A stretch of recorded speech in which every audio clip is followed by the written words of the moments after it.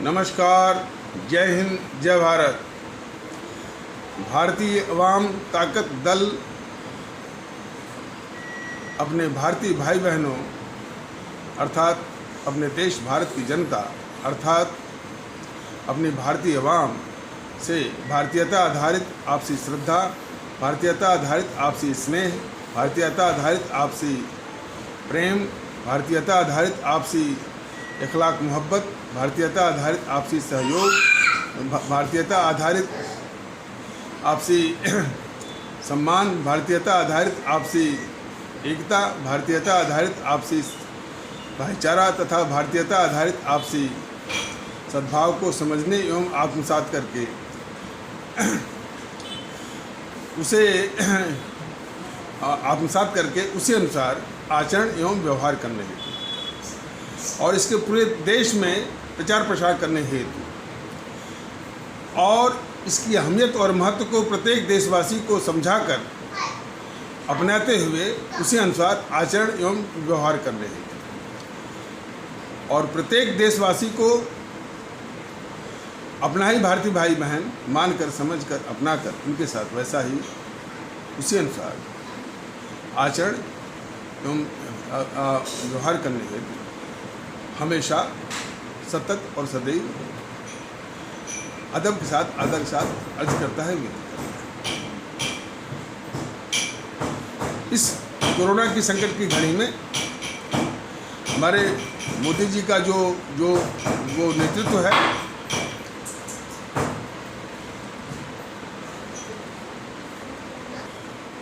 इस कोरोना की अवधि में हमारे आदरणीय प्रधानमंत्री जी और उनका मंत्रिमंडल उनकी जो वो है काफ़ी लोग परिश्रम कर रहे हैं, इसमें कोई शक नहीं है। थोड़ी बहुत चूक हो सकती है कि ये किसी और कोई आदमी परफेक्ट नहीं होता है, प्रयास कर रहे हैं और जितनी बड़ी इस देश की आबादी है और जितने संसाधन हैं औरों की तुलना में इसकी स्थिति बहुत ही बेहतर है। तो सबको धन्यवाद भारतीय अवाम ताकत दल की ओर से। अब एक विचार को सामने रखते हुए देखिए, मोदी जी के जो कार्य है रक्षा के क्षेत्र में, विदेश नीति के क्षेत्र में, वो देश के लिए आवश्यक है, वो कर भी रहे हैं। मोदी जी के द्वारा जो देश के अंदर जो कार्रवाइयाँ हैं वो देश विरोधी है, यह स्पष्ट भारतीय अवाम ताकत दल यानी जिनके बूते आपको वोट मिला है, जो आप प्रधानमंत्री बने हैं, उनके प्रति जो है आपका रवैया, आपकी सरकार का रवैया, आपकी बीजेपी का रवैया बहुत ही राष्ट्रघाती है। ये बताना यही बताने का मुख्य मतलब है। बाकी तो जो आपकी विदेश नीति रही है और जो रक्षा नीति रही है और जो विकास के कुछ कार्य हैं, सड़कों का जाल, हाईवेज का जाल, एक्सप्रेसवे का जाल, उज्ज्वला योजना, सौभाग्य योजना, मुद्रा योजना और गरीबों को शौचालय, गरीबों को घर, ये तमाम है, ये मिला है। लेकिन उसके बावजूद भी जो गतिविधियां हैं, जो कार्रवाइयाँ हैं आपकी, वो राष्ट्रघाती कैसे है, यानी कई मौक़ों पर बताया गया और भी वो बताया जाएगा। तो उसी में एक वाकया, एक व्यक्ति ने जो कि 10 जनपद से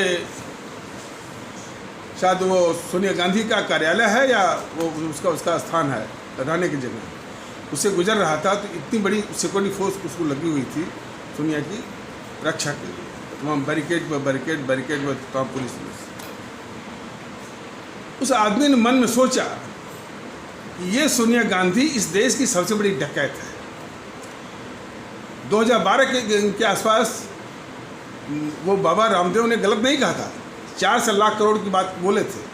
अब इसमें कम से कम 12-13 लाख करोड़, मैंने 12-13 करोड़ की लूट जो है इस JNPC जो नेहरू खानदान है या नेहरू या JNPC है, गांधी नेहरू परिवार चंद्रलाल चौकड़ी, इसने किया। उसके लिए इतनी बड़ी सुरक्षा, और सोनिया गांधी की तरह ही एक हमारा दूसरा इस देश का ही नागरिक भारतीय भाई बहन मजदूर जो है, आज जो है वह अपने जीवन को सुरक्षित रखने के लिए कि कैसे वो जी सके, और अपने घर की ओर भागा, और हाईवेज पर जो है हजारों किलोमीटर तक पैदल चला, साइकिल से गया। बीच में कुछ बहुएं और हमारे बेटियों की जान भी चली गई उसी यानी प्रसव वेदना में। वो भी इस देश के नागरिक हैं सोनिया गांधी की ही तरह। तो एक तो वो नागरिक हमारे जान दे रहे हैं, एक दूसरा जो है जो इस देश को मैंने आज की तारीख में 12-13 करोड़ 1 करोड़ के आगे कितने शून्य होता है जानते हैं? 1 करोड़ के आगे आपके 7 शून्य होते हैं, और करोड़ के आगे 1 के आगे 14 शून्य होंगे। अब वो खरब में आएगा कि नील में आएगा कि पद में आएगा कि संख में आएगा, वो देख लीजिएगा। तो इतनी की लूट इस खानदान ने की है। सारे घोटालों पर यही बीजेपी जो है संसद इसने बंद करवाया। 2014 का चुनाव भी इसी पर मोदी जी ने लड़ा, लोगों ने भरोसा किया, इनको वोट दिया। आज सारे घोटाले मोदी जी निगल गए हैं, खा गए। आज सारे वो जो भ्रष्टाचार के मामले हैं, जो कालाधन के मामले हैं, वो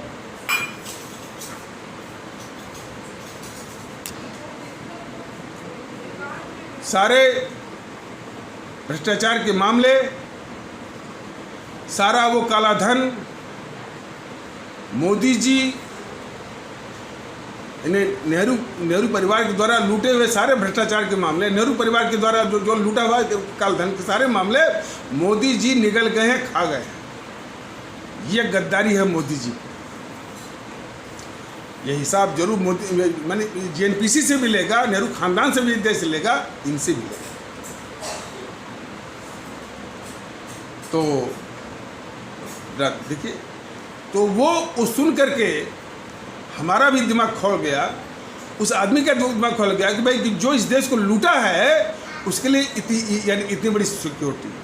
जो हमारा गरीब वो भी सोनिया की तरह जो है इस देश का नागरिक है। हालांकि सोनिया तो नागरिक थी भी नहीं इस देश की, वो तो बाद में इसने नागरिकता अर्जित की इसने। और जो इस देश का नागरिक है वो भी भारतीय नागरिक है, वो रोडों पर मर रहा है, कर रहा है, चूंकि मत। ये सब कुछ मोदी जी के शासनकाल में हो रहा है। हालांकि ये जागे भी बाद में ट्रेनों की व्यवस्था, उसकी व्यवस्था बाद में की है, जबकि कई हमारे मजदूर इसके शिकार होकर मर भी गए। और केजरीवाल ने क्या क्या दुर्दशा किया हमारे मजदूरों की, वो पूरे देश जानता है, दिल्ली के लोग जानते हैं। तो ये सुन करके दिमाग खोल उठता है कि एक हमारा भारतीय नागरिक, भारतीय मजदूर, मतलब जीने के लिए वो संघर्ष कर रहा है। उसके लिए कोई व्यवस्था नहीं है, व्यवस्था है भी तो आधी अधूरी है, कर भी रहे हैं हम, ऐसा नहीं कहीं कि करना, लेकिन आधी अधूरी है। दूसरी ओर जो इस देश को लूटने वाला है उसके लिए इतनी बड़ी सिक्योरिटी, ये इंतजाम है राष्ट्रवाद चलाने वाले ये मोदी जी का। ये कितना खोखला राष्ट्रवाद है, और इसको आम भारतीय सोचे, हमारे आम भारतीय भाई सोचे कि क्या मोदी जी का यही राष्ट्रवाद है कि डकैतों के लिए जो है इतनी हाई सिक्योरिटी और हमारे मजदूर भारतीय भाई बहनों के लिए ऐसे ही छोड़। ये सवाल हर एक भारतीय भाई बहन सोचे और मोदी जी को इससे कोई जरा देखे इस बात। दूसरा ये है कि भारतीय जनता दल ने कई बार बताया है कि हिंदू सनातन आस्था वाले भारतीय भाई बहनों के समाज से कई लोगों ने शहादत दी, कुर्बानी दी, हमारे सुभाष चंद्र बोस और हमारे सुभाष चंद्र बोस, चंद्रशेखर आज़ाद, कई लोग थे। सिख आस्था वाले से भगत सिंह अकेले एक दैदीप्यमान तारा हैं। उसी तरह से उधम सिंह भी थे। और इस्लाम आस्था से उसी तरह चमकते हुए सितारा हैं हमारे अशफाकुल्लाह जी। उसी प्रकार हमारे ईसाई आस्था वाले भारतीय भाई बहन समाज से भी लोग आए हैं। 1947 के पहले अनी बिसंत और सीएफ एंड्रयूज, अनी बिसंत आयरिश महिला थी और यहीं पर उन्होंने अपना जीवन लगा दिया। और सीएफ एंड्रयूज भी अपना पूरा जीवन इन्होंने इस देश में खपा दिया और इसलिए उनको यह देश दिन बंधु के नाम से जानता है। 1947 के बाद भी हमारे इस्लाम आस्था वाले अपने ईसाई आस्था वाले भारतीय भाई बहनों के समाज से कई सच्चे भारतीय और सच्चे देशभक्त हैं। दो एक का नाम आपको बता रहे हैं। उसमें सबसे दैदीप्यमान जो तारा है, चमकता हुआ तारा है, वो हमारे जॉर्ज फर्नांडीज जी हैं। जॉर्ज फर्नांडीज की कई खूबियां हैं। जन्म उनका कर्नाटक का, पढ़ाई लिखाई बॉम्बे से और शुरुआती राजनीतिक जीवन भी शुरुआत भी किया बॉम्बे से और फिर राजनीति का पूरा जीवन अर्पण किया बिहार से। इतनी खूबियों के इतनी विविधताओं के धनी हमारे जॉर्ज फर्नांडीज। उन्होंने जब तक सेवा की इस देश की, क्रिश्चियनिटी की, ईसाईपन की जरा भी गंध उन्होंने आने नहीं दिया। उनकी तस्वीर जब भी हमारा परिवार, हमारा खुद का परिवार जब देखता था, कहता है कि यह सबसे बड़ा देशभक्त है। और आज भारतीय ताकत दल भी उनको नमन करता है। बल्कि उनके टक्कर का राष्ट्रभक्त जो कोई बीजेपी में भी नहीं है, जॉर्ज फर्नांडीज की तुलना का। वो जब रक्षा मंत्री हुए अटल बिहारी वाजपेयी की सरकार में, उन्होंने सीधे वक्तव्य दिया सार्वजनिक रूप से कि भारत का दुश्मन पाकिस्तान नहीं है, भारत का असली दुश्मन चीन है। रक्षा मंत्री के रूप में वो पहले रक्षा मंत्री थे जिन्होंने सच्ची देशभक्ति निभाते हुए उन्होंने कहा कि इस भारत का असली दुश्मन चीन है। भारत का असली दुश्मन चीन है। जॉर्ज फर्नांडीज के इस वक्तव्य से पूरी जेएनपीसी जॉर्ज फर्नांडीज से खपा हो गया। उस समय इस जेएनपीसी से कोई नहीं पूछा कि भाई आखिर जॉर्ज फर्नांडीज ने दुश्मन को दुश्मन ही तो कहा है, आपको मिर्ची क्यों लग रही है, आपको बुरा क्यों लग रहा है। तो इनकी मानसिकता को जरा पढ़ने की। और वो पहले रक्षा मंत्री थे जो कि रक्षा मंत्री के रूप में सियाचिन भी गए थे।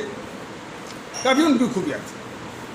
वो बात दूसरी है कि ये जनता दल वाले, जो कि यही शरद यादव और नीतीश कुमार ने अंतिम दिनों में वो सम्मान नहीं दिया, उनको अपमानित भी किया। ये भी एक कहानी है। लेकिन जो भी हो, सच्चे भारतीय, सच्चे राष्ट्रभक्त हमारे जॉर्ज फर्नांडीज साहब, और उनके टक्कर का कोई भी राष्ट्रभक्त नेता बीजेपी में नहीं है। ये हमारे ईसाई आस्था वाले भारतीय भाई बहनों की समाज से है जॉर्ज फर्नांडीज साहब। दूसरा, कामिल बुल्के, जिन्होंने प्रभु राम पर भी लिखा है, हिंदी पर भी कई उनका नाम था फादर कामिल बुल्के। तो कई ऐसे, हमको पूरी जानकारी नहीं है, लेकिन कई ऐसे हैं कि इस्लाम की सारी ईसाई आस्था वाले भारतीय भाई बहनों के समाज से उन्होंने इस मुल्क के लिए बहुत कुछ दिया है। भारतीयता दी है, एकता दी है, राष्ट्रभक्ति दी है। तो उन्हें दूसरी ओर देखिए किसी आस्था पर टिप्पणी करने का बिल्कुल मंशा भारतीय जनता दल की नहीं है। वहीं दूसरी ओर एक और क्रिश्चियन है और उन्होंने नकली रूप से अपने को दूसरा वो हिंदू के रूप में दिखाते रहते हैं। एक है जिसका नाम है सोनिया गांधी। वह जो है CIA से मिलकर के और खास करके जब ये UPA की सरकार थी 2004 से लेकर 2014 तक, जबकि ये सोनिया उस सरकार की सर्वा थी, CIA से मिलकर के ईसाई मिशनरियों के द्वारा वो धर्म परिवर्तन का दौर प्रलोभन के जरिए इसने बहुत बड़े पैमाने पर इसे चलवाया। ये भी एक क्रिश्चियन है जो नकली हिंदू बनी हुई है। हालांकि हिंदू क्रिश्चियन पर कोई टिप्पणी करने का बिल्कुल अंदेशा नहीं है और सभी लोग भारतीय हैं, लेकिन ये भी देख लीजिए कहाँ जॉर्ज फर्नांडीज और कहाँ ये देशद्रोही सोनिया गांधी। तो क्रिश्चियन मिशनरी को CIA के जरिए इसने पूरी छूट दी प्रलोभन के द्वारा धर्म परिवर्तन करने का जो ये पूरा दौर चला 2004 से लेकर 2014 तक। और ये हम ही नहीं कर रहे हैं, ये तो पेपरों में की खबर है। और देखिए भारतीय जनता दल ने किसी एपिसोड में कहा था कि भारत के संविधान की जो धारा 25 से लेकर 30 तक जो है जो मौलिक अधिकार देती है वो धर्म के प्रचार के लिए, उसका सबसे अधिक दुरुपयोग कोई करता है तो ये क्रिश्चियन मिशनरी करता है।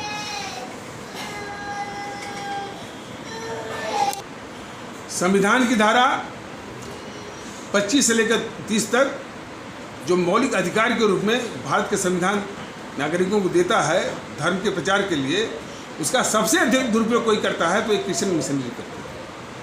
इसलिए भारतीय जनता दल ने किसी एपिसोड में ये कहा था कि जब भी इसको मौका मिलेगा, जब भी इसकी ऐसी स्थिति आएगी, सरकार बनेगी, सबसे पहले संविधान की धारा 25 से लेकर 30 तक इसको तुरंत खारिज करके निकलवा देगा।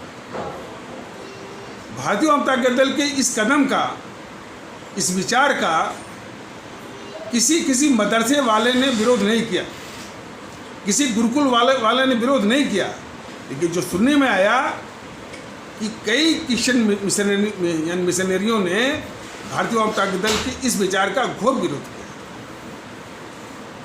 और भारतीय जनता दल कहता है कि जब भी इसको मौका मिलेगा, जब भी इसकी ताकत बनेगी संसद में, ये सबसे पहले जो है ये धारा 25 से लेकर 30 जो कि धर्म परिवर्तन का सबसे बड़ा दुरुपयोग करने का सबसे बड़ा औजार बना हुआ है, उसको वो निकाल बाहर करेगा।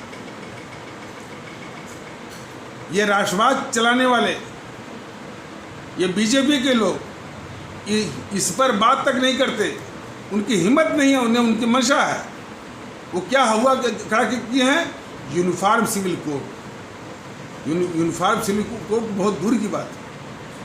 यूनिफॉर्म सिविल कोड लग भी गया और धारा 25 से लेकर 30 पड़ी हुई है, तो उस यूनिफॉर्म सिविल कोड का कोई मतलब भी नहीं है। तो ये कितने धोखेबाज हैं बीजेपी वाले राष्ट्रवाद के नाम पर, ये देखने की जरूरत है। इनका राष्ट्रवाद इस राष्ट्र के लिए बहुत राष्ट्रघाती है, देशद्रोही है और गद्दारी भरा है।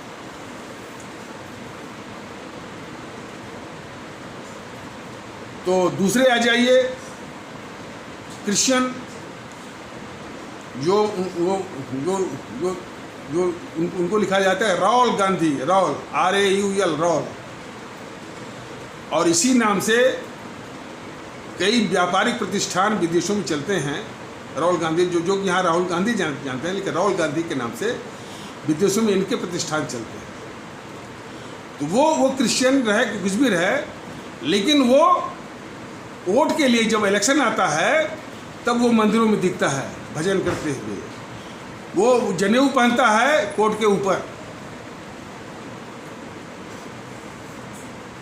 जो भी हो, इस विषय में नहीं पढ़ना है, वो कुछ भी रहे, वो भारतीय जरूरत है कि भारतीयता की, वो जनेऊ पहने न पहने न, और भारतीय के रूप में न, वो चाहे क्रिश्चियन रहे न रहे, हिंदू रहे न रहे, यह कोई माने नहीं रखता। लेकिन भारतीय रहना तो दूर, भारतीयता के कितने बड़े शत्रु हैं ये जानने की जरूरत है। तो एक प्रकरण उस राहुल गांधी, या जिसको आप राहुल गांधी कहते हैं यहाँ पर,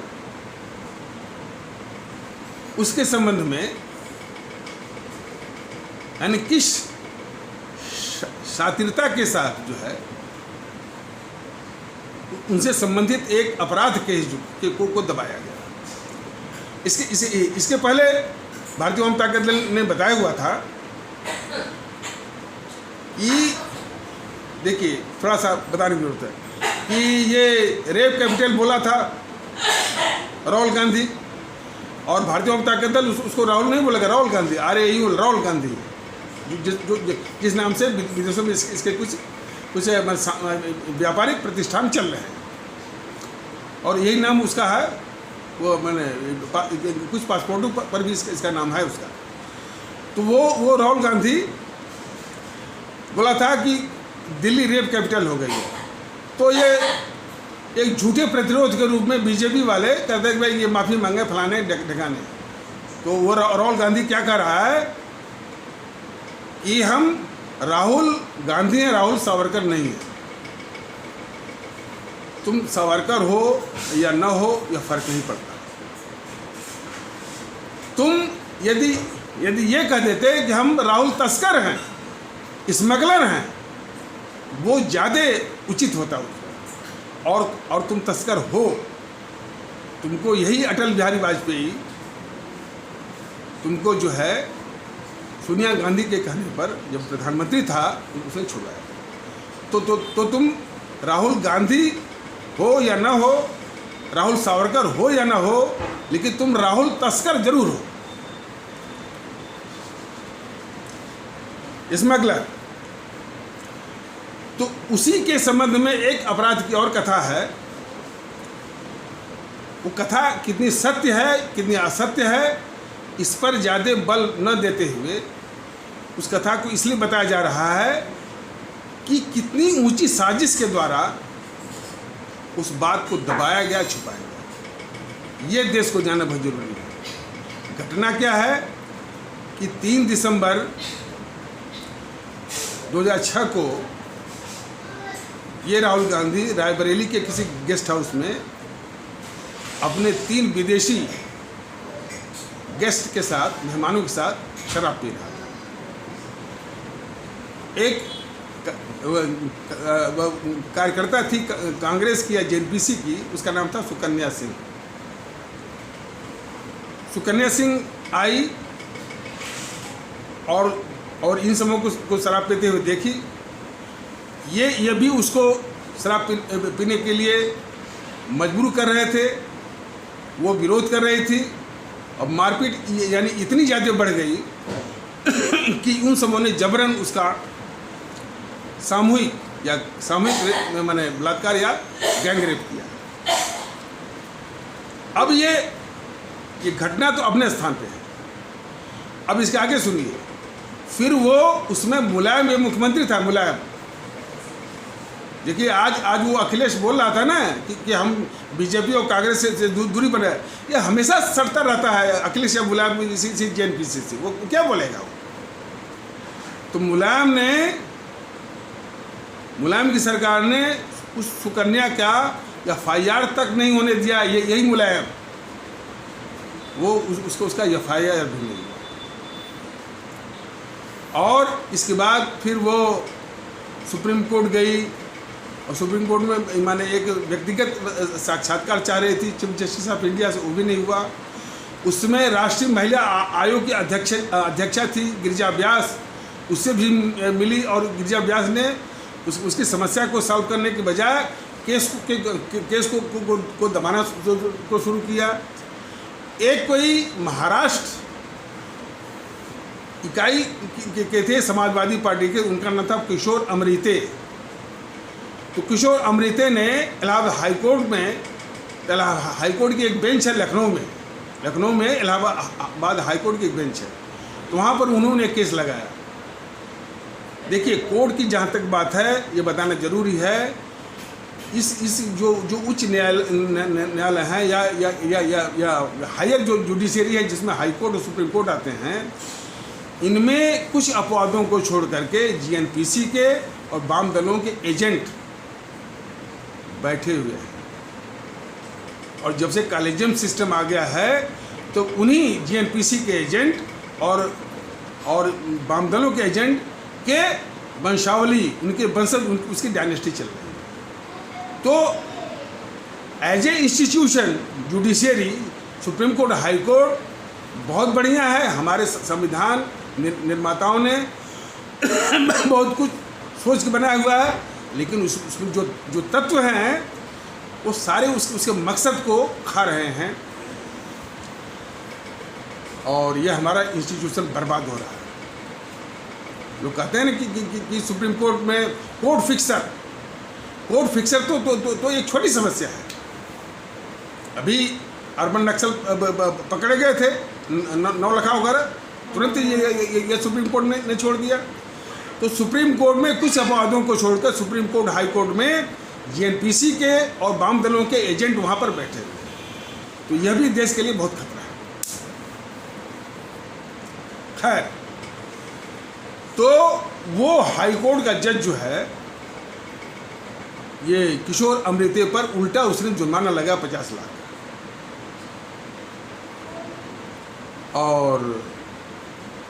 और फिर सोनिया से मुलायम सिंह पर दबाव बनाया गया कि इस किशोर अमृते को समाजवादी पार्टी से निकाला जाए। मुलायम सिंह ने वो किशोर अमृते को निष्कासन किया। निष्कासन का पत्र लेकर के ही रामगोपाल यादव खुद लेके गया था सोनिया के पास कि हमने किशोर अमृते को समाजवादी पार्टी से निकाल दिया है।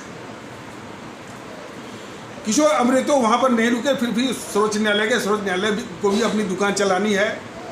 वो जो मैंने जो इलाहाबाद हाईकोर्ट जो लखनऊ बेंच है, उसके आदेश को पर रोक लगा करके एक इंक्वायरी की बात का आदेश दे दिया और इस राहुल गांधी को बोला कि आप इस इंक्वायरी को फेस करिए। और फिर 10 लाख का जुर्माना, मैंने 50 लाख का तो खारिज कर दिया, लेकिन 10 लाख बोला कि 10 लाख राहुल गांधी को और दूसरा वो उसको सुकन्या को वो जुर्माना दे। और इस तरह से 5 साल तक ये मामला चलता रहा, 5 साल तक। और इस बीच में जरा देखिए, वो सुकन्या गायब कर दी गई, पूरी सीन से गायब कर दी गई। वो कहाँ उसको क्या किया गया ये कुछ पता नहीं। 5 साल के बाद फिर 3 लोग प्रकट हुए कि सुकन्या का क्या था। सुकन्या के पिता थे बलराम सिंह की पत्नी थी सुमित्रा सिंह और इसी बलराम सिंह और सुमित्रा की बेटी थी सुकन्या सिंह। 5 साल के बाद ये पेश किए गए सार्वजनिक रूप से बलराम सिंह पेश किए नहीं किए गए, मैंने बलराम सिंह की तरह के रूप में पेश किए गए कि ये बलराम सिंह हैं, उनकी पत्नी सुमित्रा हैं और उनकी बेटी कीर्ति सिंह है। सुकन्या नाम की तो कोई लड़की है ही नहीं। सुकन्या का वो सुकन्या को गायब करके ये सामने पेश किया गया। इसका अंदाज ऐसे करिए कि जब भी कोई सत्य के लिए लड़ता है, फिल्मों में दिखाते हैं, कोर्ट में लड़ता है, कहाँ लड़ता है, तो एक तो क्या कहते हैं, प्रताड़ित करेंगे, फिर उसको अगवा भी कर लेंगे, किडनैप भी कर लेंगे, और फिर जो है फिर किसी और को पेश कर देंगे, ये असली ये है। इस तरह की शातिराना बड़े ऊंचे किस्म के जो अपराधी है, जो शातिर किस्म के अपराधी वो करते हैं। भारतीय जनता दल की बताने का बस उद्देश्य यह है कि कितने शातिर किस्म का ये संगठन है जीएनपीसी और उसका राहुल गांधी कि उस गैंग रेप को दबाने के लिए मुलायम सिंह के द्वारा जो है एफआईआर न करने से लेकर के, गिरिजा व्यास के द्वारा केस दबाने से लेकर के, हाई कोर्ट के जज के द्वारा वो जुर्माना लगाने से लेकर के, और यही नहीं, बाद में सुप्रीम कोर्ट ने इसको बरी भी कर दिया। कब बरी किया सुप्रीम कोर्ट ने राहुल गांधी को? चुनाव था इन तीनों राज्यों में 2012 में, ये राजस्थान, मध्य प्रदेश और छत्तीसगढ़ में, ठीक एक आधे घंटे में फैसला दिया। तो जनार्दन द्विवेदी था उसका नेता, तन करके प्रेस कॉन्फ्रेंस कर रहा कि झूठ मूठ में आरोप लगते हैं, कीचड़ उछाले जाते हैं राहुल गांधी को फलाने। तो ये चरित्र है हमारे हाई कोर्ट और सुप्रीम कोर्ट का। वो क्या न्याय देंगे, क्या न्याय देंगे हमारे देश के अवाम को। और वैसे भी सुप्रीम कोर्ट पैसे वालों का, उद्योगपतियों का और कोर्ट फिक्सरों के गिरफ्त में है, और जो एलिमेंट्स उसमें है वो कुछ अपवादों को छोड़ करके जीएनपीसी और वामपंथियों के एजेंट हैं। तो बहुत कुछ सिस्टम प्रदूषित है, और क्या न्याय मिलेगा ये भी एक सवाल है। तो मुख्य बात ये बताने का था कि इतने ऊंचे किस्म का, इतने शातिर किस्म के अपराधियों का ये गैंग है आपका, ये जीएनपीसी, ये आपको क्या देगा बताइए। और मत जाने इन्हीं से उपजा हुआ Samajwadi party, Bahujan Samaj party, TMC, Sharad Pawar की एनसीपी, उद्धव की शिवसेना, ये भी देश को क्या दे सकती है।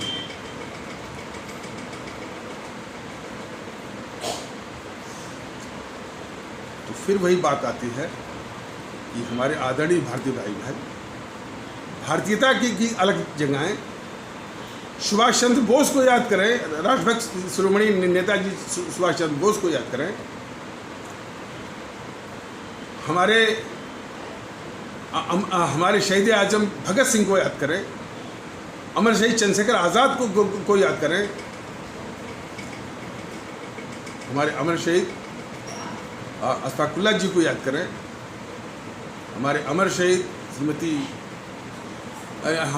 शहीद खुदीराम बोस को याद करें, हमारे अमर शहीद श्रीमती रानी लक्ष्मीबाई को याद करें, हमारे अमर शहीद सुब्रमण्यम भारती तमिलनाडु, उनको याद करें, हमारी अमर शहीद श्रीमती रानी चंद्रिमा कर्नाटक, उनको याद करें, हमारी अमर शहीद श्रीमती रानी गडलू नागालैंड से, उनको याद करें कि उन्होंने कितनी कुर्बानी देकर के हम आपको आज़ादी दी। और ये देश के शत्रु जो है, ये देश के खिलाफ क्या कर रहे हैं, और उनमें सारी गद्दारी जो है ये मोदी महोदय के उनके शासनकाल में ऐसा होता है। तो इनका राष्ट्रवाद इस देश के लिए बहुत ही राष्ट्रघाती है, राष्ट्रद्रोही है, और ये उसी तरह से गद्दार हैं जितना कि जीएनपीसी वाले हैं, जितना कि अमलो वाले हैं। आगे बताया जाएगा। ये तो गद्दारी चली रही थी, ये देश के लोग ऐसा जिससे आप थे ही, पूरा मुल्क जो है इससे काफ़ी दुखी था, और उसी घाव पर और नमक रगड़ने का काम ये इनके जो बयान बहादुर हैं, पुष्पेंद्र कुलशेखर जैसे, वो भी झूठ बोल करके उस घाव पर नमक रगड़ रहे हैं। तो खैर, हमारे देश के लोग सिर्फ एकता की बात करें, भारतीयता की बात करें, हमने जो कोर्ट के विषय में कहा है वो शब्द वर्ड बाई वर्ड कायम है कि एज ए संस्था, एज ए इंस्टीट्यूशन बहुत बढ़िया है, इससे बेहतर कोई संस्था संसार में कोई नहीं है। प्रॉब्लम इस इंस्टीट्यूशन में जो घुसे हुए तत्वों से है, जिसकी की कंप्लीट क्लींसिंग की आवश्यकता है। और वही क्लींसिंग नहीं, ब्यूरोक्रेसी में भी हैं, मीडिया में भी हैं, इंटेलेक्चुअल्स में भी हैं। तो हमारा देश बहुत ही असुरक्षित है, अनसेफ है। लाख दुखों की एक ही दवा भारतीयता, भारतीय। तो इन्हीं आवश्यक शब्दों के साथ इसको इस समीक्षा को यहीं पर विराम दिया जाता है। तब तक के लिए नमस्कार, जय हिंद, जय भारत।